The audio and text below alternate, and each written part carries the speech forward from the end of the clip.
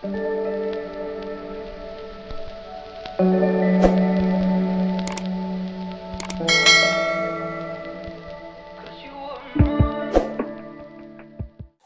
discussed the first law of thermodynamics, and so we want to discuss the second law of thermodynamics. What does second law of thermodynamics state? It stated that for a reaction to be spontaneous, the entropy must be very high. The entropy must be greater than 0. Yes, entropy should be greater than 0 for a spontaneous what? Reaction to take place. That means for a reaction to occur naturally, the entropy of it must be high. From elementary chemistry, we noted that entropy means the degree of disorderliness. Yes, that means when the degree of disorderliness is high, that means the reaction will be spontaneous. It will occur spontaneously or naturally. For you to understand it very well, take for instance, look at this marker. If I release it from here, it will fall spontaneously. The disorderliness of it will be high. It will fall spontaneously. But look at that marker. I'm holding it down. Can it climb up? No. Unless energy is applied, then it can go up. I don't know if you're getting it. If I apply energy on it, you will see it will go far, because energy means force times what the distance cover. So if I apply force on it, it will cover a particular distance up the hill. Are you getting it? So energy is applied. That means for a reaction to be spontaneous, this will be very high. The disorderliness will be very high. Then that means the reaction can occur naturally. But for a reaction to be reversible, the entropy change should be equal to 0. That is for reversible what? Reaction. So this is for reaction to be spontaneous, and this for reaction to be reversible. That means for this to go down and go up, the entropy change should be equal to 0. Now, from here, we'll talk about the free Gibbs energy, which says that change in G is equal to change in enthalpy minus T change in S. That means for a reaction to occur, the entropy should be very high. And when the entropy is very high, we say that the reaction will occur spontaneously or naturally, right? So when the entropy is high, this free Gibbs energy will be negative. I mean, it should be less. And once it is less, it's trying to tell you that change in entropy is very high. I don't know if you're getting it. Once this is very high, this will be very low, because it will be giving you a negative answer. So this will be what? Very low. That means for a reaction to be spontaneous, the free Gibbs energy should be negative, and entropy change should be greater than 0. That is positive. This is two conditions that will make a reaction to be very spontaneous. But for a reaction to be reversible, that means this is 0. This times is 0. This minus is 0. For reaction to be reversible, this will be equal to change in enthalpy. That is for reversible what? Reaction.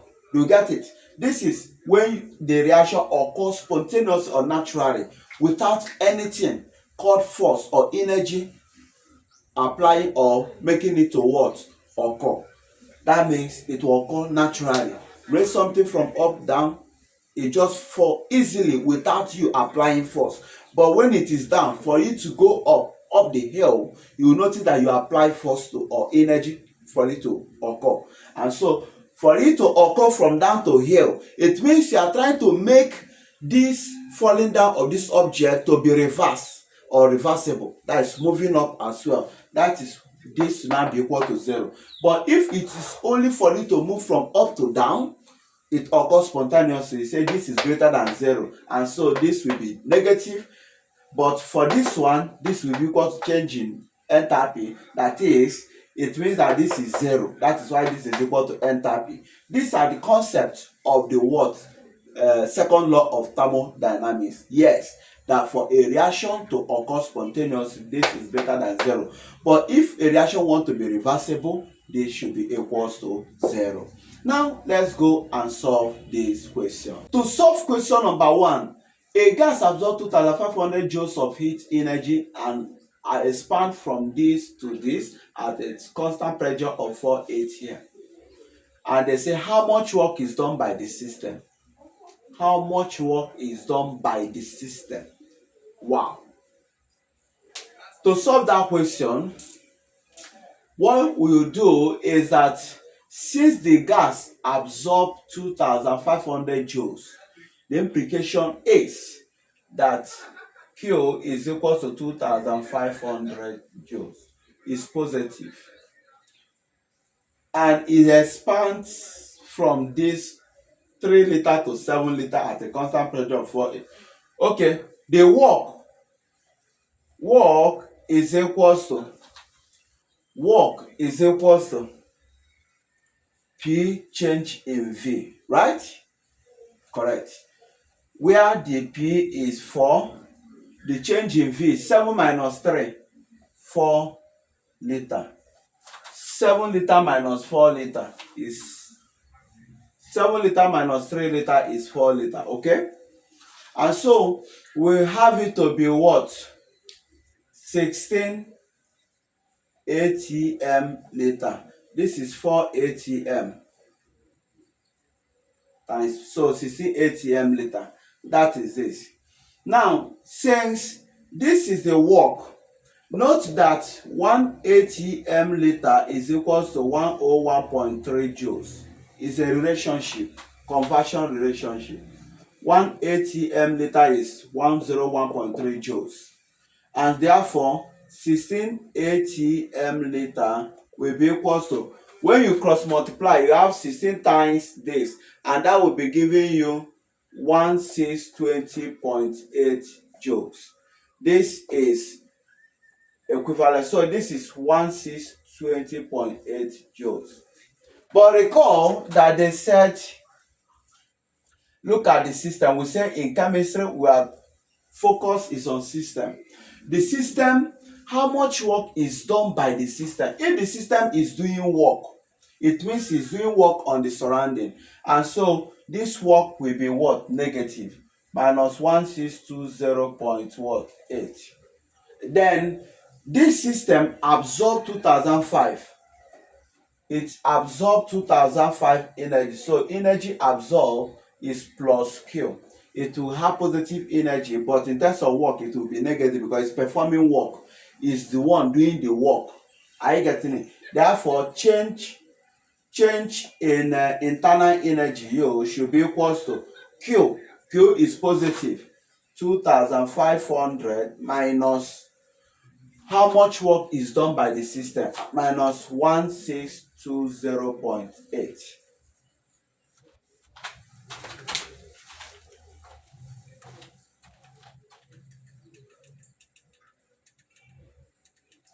Now, when you use your calculator, you have 2500 minus 1620.8. That will be giving you 879.2 joules. Yes. But if they said how much work is done on the system, it means that this work is going to be positive. That is, the surrounding is doing the work on the system. But because they say how much work is done by the system, that is how we say that the work is negative. So we go to question number 2. So question number 2, calculate the change in internal energy if the system absorb. So look at our system. If the system absorb 300 joules of heat, is absorbing 300, and perform 300 joules of work, is performing on the surrounding. When it's performing work, it's going to lose that energy, minus 500. Therefore, change in internal energy, this, or change in E, whichever one, is equals to plus 300 minus 500. That will be giving me minus 200 joules. For the second one, this if the system absorb this, okay, for the second, the system is absorbing 720 joules of heat and the surrounding perform 300 joules of work on the system. Wow, the surrounding is performing work on the system, so the system will gain that energy.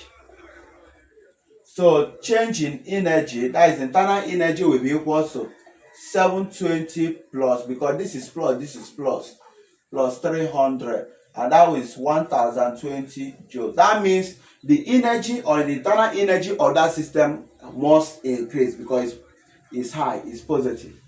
Then we go to question number C. If 400 joules of work is done on the system and the system loses 225 joules of heat. Wow.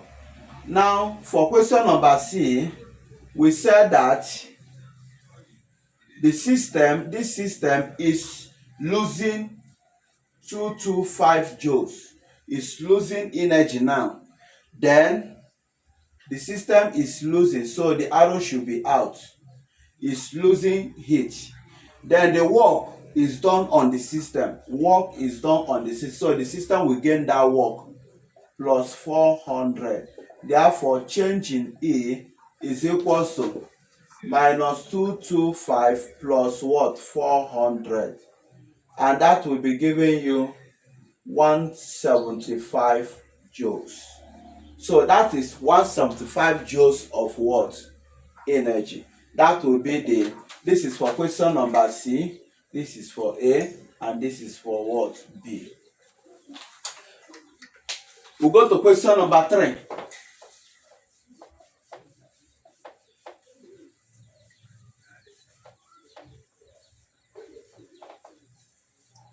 The standard heat of formation of methane, carbon dioxide, and water are minus this, minus 74.9, minus this and this respectively. Calculate the standard enthalpy of combustion for methane.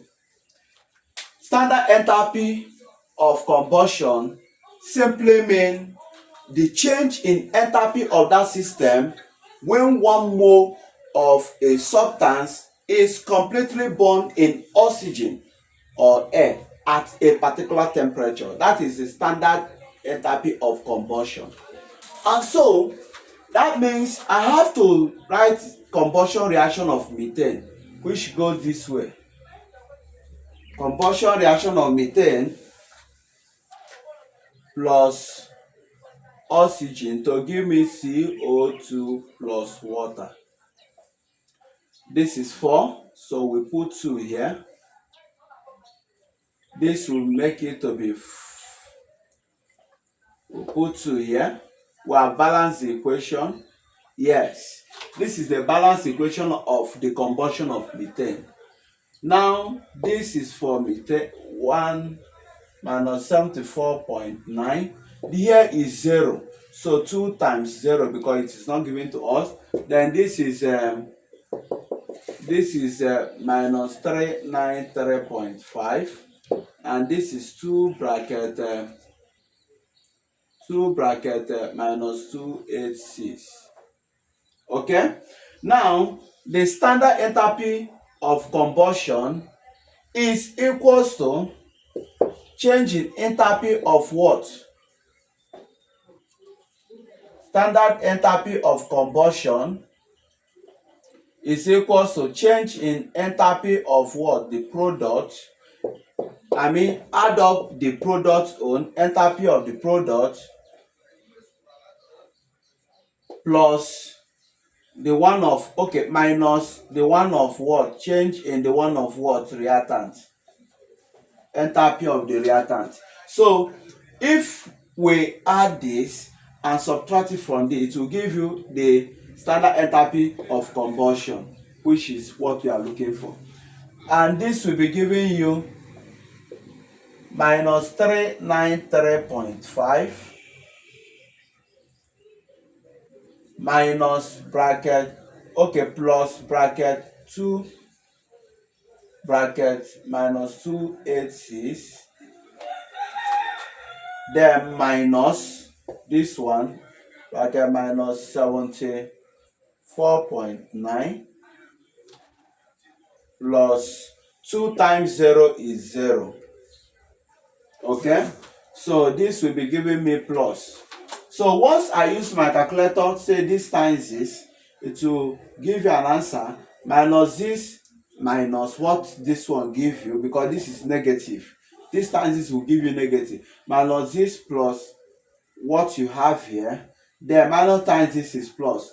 So once you compute it, you will notice that what you'll be getting is minus 890.6 kilojoules.